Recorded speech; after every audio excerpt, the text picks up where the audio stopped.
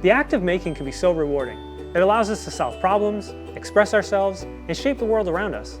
And it's made even better when you can make something for someone else.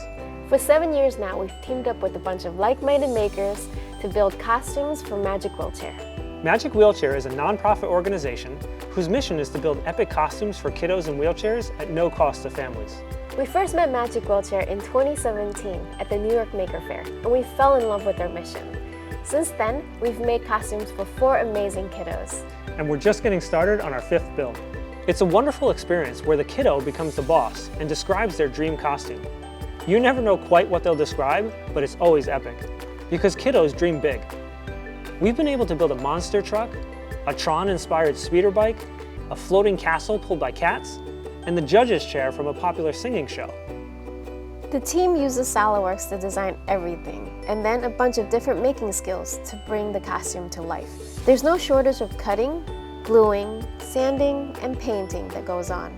And we try to use every tool at our disposal to craft the most mind-blowing experience for the kiddos and their family. We laser cut, CNC route, 3D print, and handcraft everything from scratch. Underneath each costume is a frame that bears all of the weight. It rides on a set of casters and attaches to the wheelchair with either ratchet straps or bungee cords. This flexible coupling allows the costume to act as though it has its own independent suspension. After we've designed the visual aspect of a costume, we design a frame to match. Each one is always unique and is intentionally built to support the fantastical design above. Sometimes they need to support giant wheels or 19-pound cats. Sometimes they're completely hidden, and other times they're a key part of the visual design.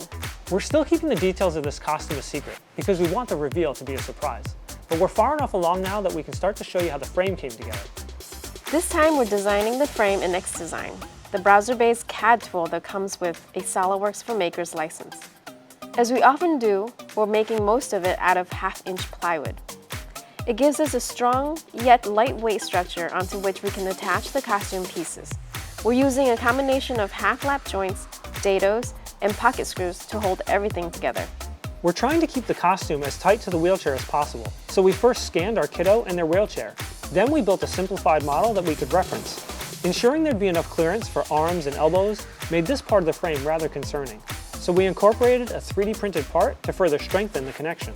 We added another 3D printed part at the base of the front panel too. These feet slip over the ribs on the frame and are secured in place with a simple pin.